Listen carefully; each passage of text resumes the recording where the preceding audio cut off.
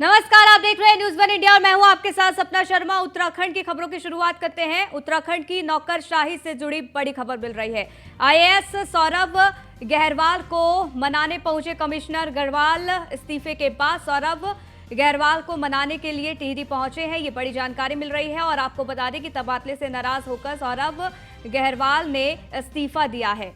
हालांकि कमिश्नर गढ़वाल विनय शंकर पांडे अब टिहरी पहुंच चुके हैं, उनको मना रहे हैं, ये बड़ी जानकारी मिल रही है।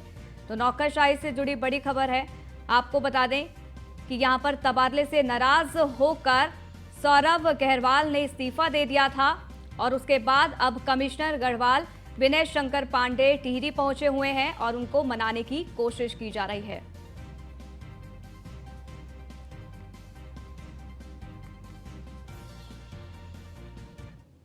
वहीं उत्तराखंड के मुख्यमंत्री पुष्कर सिंह धामी दिल्ली दौरे पर हैं। सीएम धामी ने रविवार को पशुपालन एवं डेयरी मंत्री पुरुषोत्तम रुपाला से मुलाकात की और इस दौरान उन्होंने पशुधन बीमा की अवशेष धनराशि अवमुक्त करने, साथ ही उत्तराखंड में संचालित सचल पशु चिकित्सा वाहन की सेवाएं 35 विकास खंडों में भी उपलब्ध कराए जाने का अनुरोध किया है। तो ये तस्वीरें भी आपको दिखा रहे हैं। केंद्रीय पशुपालन मंत्री से यहाँ मिले। वहाँ पर हमको पहले 60 मोबाइल वैनें मिली हैं वेटनरी यूनिट की। अभी 35 विकास खंड ऐसे हैं जहाँ पर अभी मोबाइल वैन नहीं है वेटनरी की। वहाँ पर भी मैंने उनसे कहा है कि वो मिल जाएंगी। तो निश्चित रूप से उत्तराखंड जैसे राज्य में जहाँ की भौगोलिक परिस्थितियाँ अत्यधिक कठिन हैं, तो उससे बहुत आसानी होगी हमारे पशु पालकों को, पशुधन के क्षेत्र में काम करने वाले लोगों को। तो उन्होंने कहा है। और इसी प्रकार से एक्वा के क्षेत्र में एक हमारा बड़ा एक्वा पार्क सितारगंज में बनाया जा रहा है, उसकी धनराशि हमको जल्दी से जल्दी जो है आवंटित कर दी जाए। वहीं मुख्यमंत्री पुष्कर सिंह धामी ने नई दिल्ली में रक्षा मंत्री राजनाथ सिंह से भी शिष्टाचार भेंट की है। मुख्यमंत्री ने केंद्रीय रक्षा मंत्री से रानीखेत और लैंसडाउन में छावनी बोर्डों को भंग करने और सैन्य स्टेशनों से बाहर के क्षेत्रों को राज्य प्रशासन को हस्तांतरित करने का अनुरोध किया है। मुख्यमंत्री धामी ने हिमाचल प्रदेश के योल में छावनी बोर्डों को भंग करने और छावनियों के नागरिक क्षेत्रों को नगर पालिका के साथ विलय करने, इसके साथ ही छावनियों को सैन्य स्टेशन के रूप में फिर से नामित करने के निर्णय का स्वागत किया है। मुलाकात के दौरान सीएम धामी रुद्रप्रयाग के पूर्व सैनिकों एवं उनके आश्रितों हेतु ईसीएचएस केंद्र खोले जाने की संस्तुति प्रदान करने के लिए रक्षा मंत्री का आभार भी जताया।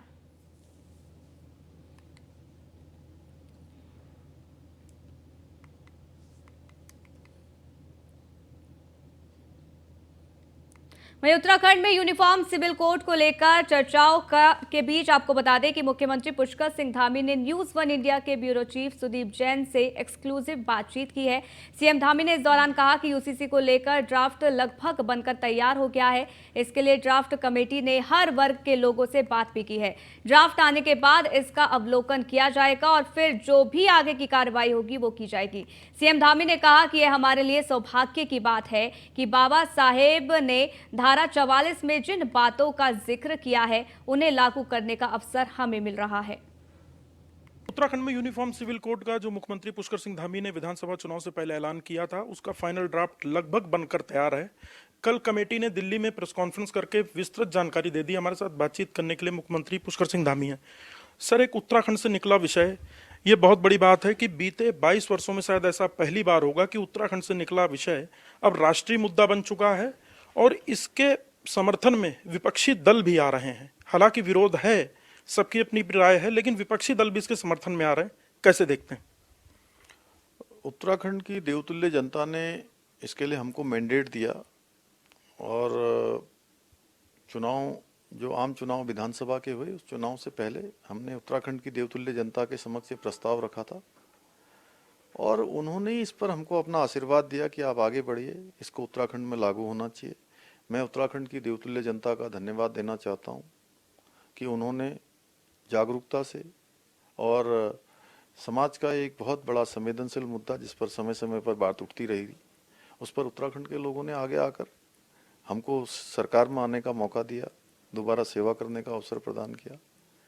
तो मैं ऐसा मानता हूं कि उत्तराखंड की जनता सही मायने में इसके लिए जो ड्राफ्ट बनकर तैयार हुआ है वो बधाई उन्हीं को है, उनका मैं आभार व्यक्त करना चाहता हूं।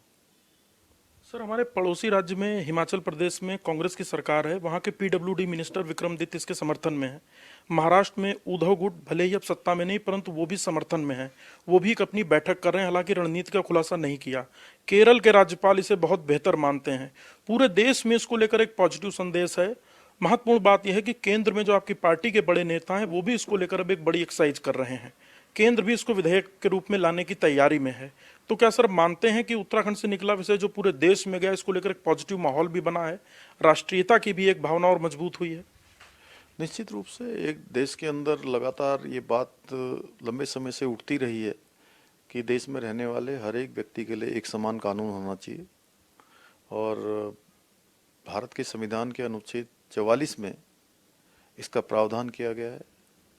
उस समय बाबा साहब भीमराव अंबेडकर जी, उनके द्वारा जो संविधान बनाया गया उसमें भी इसका उल्लेख है। इसलिए जो भारत की विधि व्यवस्था है, भारत के संविधान पर जिनकी आस्था है, जिनका विश्वास है, सारे लोग स्वागत करेंगे। और ये हम किसी के विरोध में नहीं लाए हैं, ये तो हम सबके संतुष्टिकरण के लिए लाए हैं, सबके उत्थान के लिए लाए हैं, सबके सशक्तिकरण के लिए लाए हैं।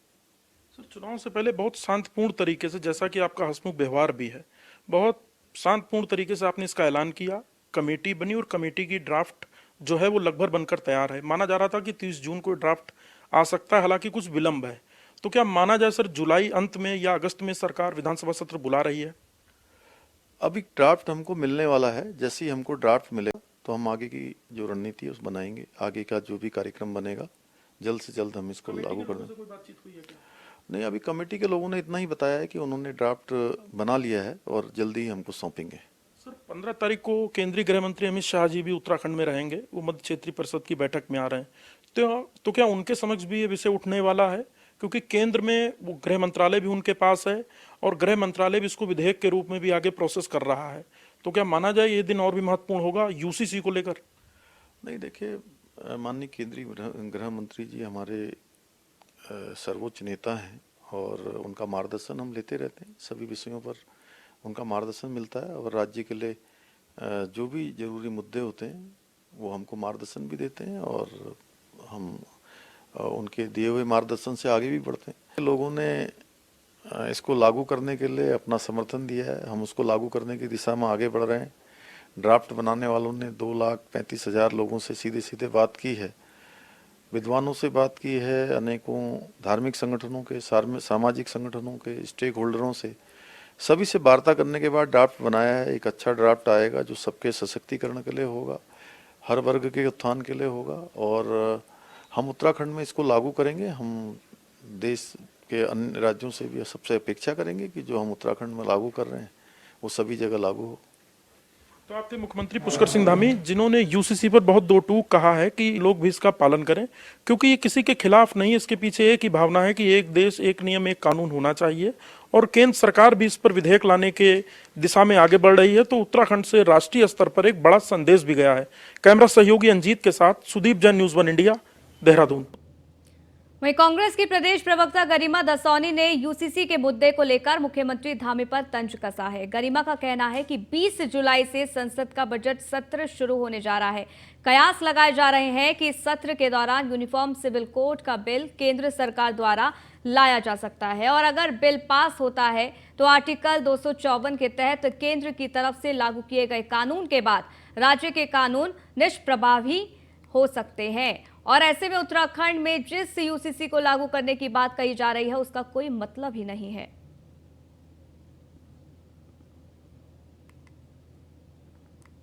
मुख्यमंत्री पुष्कर सिंह धामी और उनकी पूरी सरकार को आईना दिखाने आई हूँ कि जनता को इतना बेवकूफ़ मत समझिए और ख़ास करके मुख्य विपक्षी दल को, तो क्योंकि केंद्र सरकार 2 बार स्पष्ट रूप से कह चुकी है। अब तो मोदी जी ने सीधे भोपाल से ये बात कही है कि यूनिफॉर्म सिविल कोड जो है पूरे देश में लागू होगा और यदि 20 जुलाई को शुरू होने वाले मानसून सत्र में केंद्र सरकार इस बिल को ले आती है और सर्वसम्मति से ये पास हो भी जाता है, बहुमत के साथ ये पास हो भी जाता है, तो फिर आर्टिकल 254 54 जो है संविधान का वो कहता है, उसका पहला क्लॉज कहता है कि जैसे ही केंद्र कोई कानून लाएगा तो वो अम्ब्रेला कानून हो जाएगा और राज्यों का कानून निष्प्रभावी हो जाएगा। मैं मुख्यमंत्री पुष्कर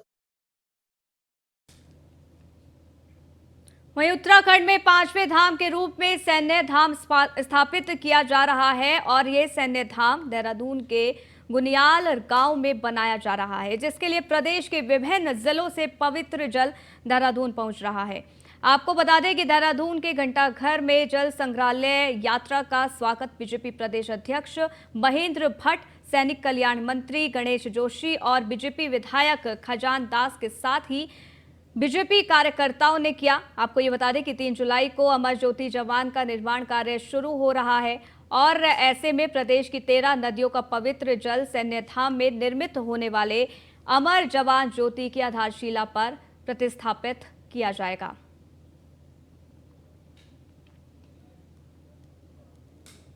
पिछले कार्यकाल में हम 1734 शहीद परिवारों के घर जाकर उनके आंगन की पवित्र मट्टी को लेकर हम यहाँ पर आए थे। कल उस पवित्र माटी से अमर जवान ज्योति जो दिन रात शहीदों के सम्मान में जलती है उसका प्रतिस्थापन वहाँ पर किया जाएगा। और वहीं हमने उत्तराखंड की पवित्र नदियों का जल आज लेकर किस उत्साह के साथ हमारे सैनिक कल्याण के लोग, हमारे कार्यकर्ता, और कल मैं टीवी में देख रहा था जब अल्मोड़ा में जब हरिद्वार से जल आ रहा था तो इस प्रकार का जन सैलाब वहाँ पर था। हमारे सैनिक कल्याण मंत्री जी द्वारा जो सैन्य धाम, खासतौर पर प्रधानमंत्री जी का भी हृदय से आभार व्यक्त करता हूँ। उनका मन में भाव था कि उत्तराखंड के अंदर 5वां धाम स्थापित होना चाहिए और सैन्य धाम के रूप में वो धाम आज हमारे मध्य में है। शहीद परिवारों के घर के आंगन की माटी और आज उत्तराखंड की सभी नदियों से आया हुआ पवित्र जल, उन सब के माध्यम से कल विधिवत रूप से सूर्य ज्योति वहाँ पर स्थापित होगी। बहुत बहुत धन्यवाद ज्ञापित करना चाहूँगा कि उन्होंने 5वां धाम स्थापित करने के लिए जो मुहिम छेड़ी थी वो आज पूरा हुआ और इसी परिकल्पना के साथ जिस तरह से उत्तराखंड के पवित्र नदियों से जल एकत्रित करते हुए और शहीदों के आंगन की माटी को ला करके एक नया स्वरूप देने का काम किया। पिछले कार्यकाल में हम 1734 शहीद परिवारों वहीं उत्तराखंड बीजेपी प्रदेश में चलाए जा रहे जनसंपर्क अभियान के तहत प्रत्येक बूथ और प्रत्येक घर में अपने पार्टी का संदेश पहुंचाना चाहती है। इसी के तहत कार्यकर्ताओं को तमाम जिम्मेदारियां भी दी गई हैं। बीजेपी के प्रदेश अध्यक्ष महेंद्र भट्ट का कहना है कि हमारा उद्देश्य हर घर तक, हर बूथ तक पहुंचना है। महेंद्र भट्ट ने कहा है कि पार्टी के पार्षद से लेकर सांसद तक के जनप्रतिनिधियों को अपने बूथ में हर घर पहुंचना है। इसके साथ ही आपको बता दें कि मंडल स्तर से लेकर प्रदेश स्तर के पदाधिकारियों को भी इसी तरीके से हर घर पहुंचना है। उन्होंने भी कहा कि 7 जुलाई को दिल्ली में बैठक होगी और उस बैठक के दौरान उत्तराखंड में चलाए गए जनसंपर्क अभियान पर विशेष तौर पर चर्चा की जाएगी। पार्टी के नेताओं को जिम्मेदारियां देने और मंत्रिमंडल विस्तार सहित अन्य मुद्दों पर महेंद्र भट्ट ने कहा कि हमारी पार्टी में परिवर्तन शब्द नहीं होता है। पार्टी के कार्यकर्ताओं को उसकी योग्यता के अनुसार उनकी उपयोगिता तय की जाती है।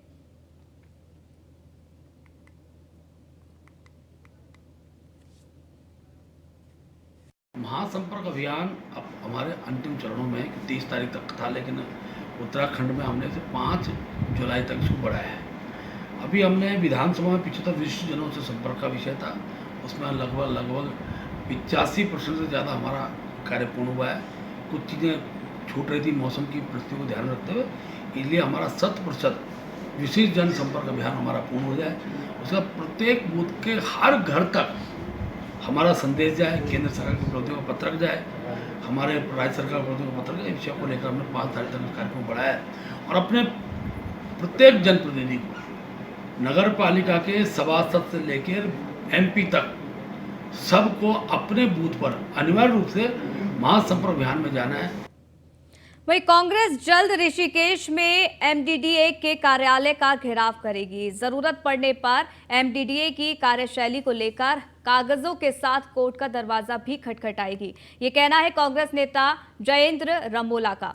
आपको बता दें कि जयेंद्र रमोला ने प्रेस कॉन्फ्रेंस कर आरोप लगाया है कि एमडीडीए रसूखदारों पर कार्रवाई नहीं कर रहा है। छोटे छोटे भूखंड पर आशियाना बनाने वाले लोगों पर एमडीडीए सीलिंग की कार्रवाई कर रहा है।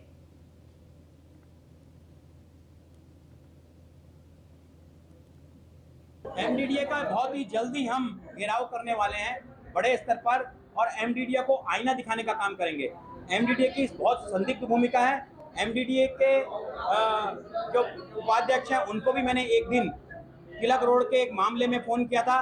क्षणिक 1 घंटे के लिए वो अवैध निर्माण बंद हुआ, लेकिन उसके बाद फिर काम हो गया, क्योंकि पब्लिक बताती है। और आप समझिए कि मैं गारंटी के साथ कह सकता हूँ कि ऋषिकेश नगर क्षेत्र के ऋषिकेश विधानसभा क्षेत्र में ऐसा कोई भवन वो दिखा दें जो बिना मानचित्र के, जो बिल्कुल मानचित्र के अनुसार बन रहा हो, तो मैं जो सजा।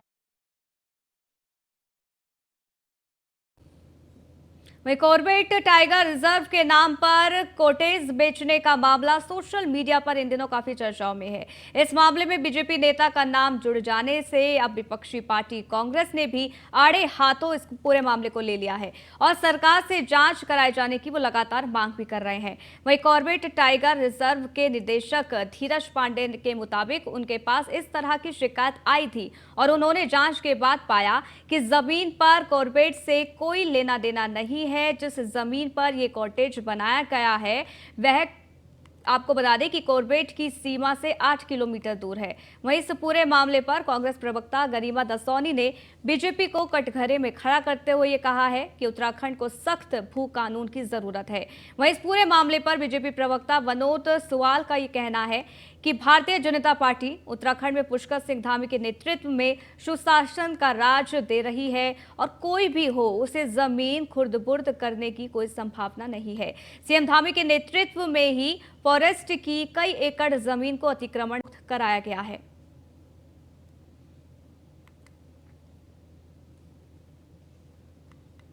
हमने यहाँ पर बहुत ही संवेदनशील होते हुए सरकार से निवेदन किया है कि जिम कॉर्बेट, बाकी भूमियों से हमारा मतलब नहीं है, जिम कॉर्बेट के अंदर जो 18 कॉटेज बनाए जा रहे हैं इसकी जांच की जाए, क्योंकि ये फ्लोरा, फौना और हमारे पर्यावरण को नुकसान पहुंचाने वाला हो सकता है।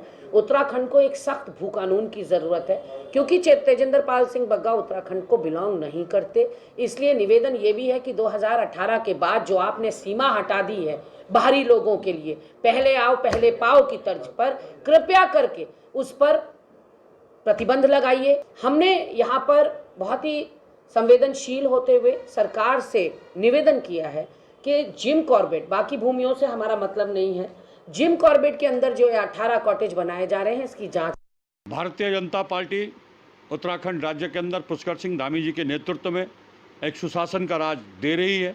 उस पर किसी भी तरह से कोई भी हो, किसी को भी ज़मीन खुर्द-बुर्द करने का कोई संभावनाएं नहीं है। निश्चित रूप से पुष्कर सिंह धामी जी के नेतृत्व में अभी लगभग कई सौ एकड़ जो फॉरेस्ट की थी उसको मुक्त करवाया गया है। किसी भी स्थान पर अगर इस तरह की कोई बात होगी तो निश्चित रूप से उनके खिलाफ कार्रवाई होगी और ये जांच का विषय है जो आपने कहा है। वहीं उधम सिंह नगर के जिलाधिकारी उदय राज सिंह ने सितारगंज में बैगुल नदी के संभावित बाढ़ प्रभावित क्षेत्रों का निरीक्षण किया। जिलाधिकारी उदय राज सिंह ने ये बताया है कि बरसात का मौसम शुरू हो चुका है, जिसको लेकर मुख्यमंत्री पुष्कर सिंह धामी ने बाढ़ से निपटने के लिए प्लान तैयार किया है।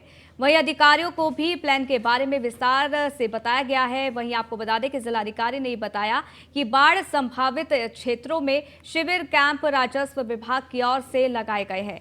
सिंचाई विभाग से बैगुल नदी की सफाई कराई है ताकि बाढ़ से निपटा जा सके और क्षेत्र को कम से कम नुकसान हो।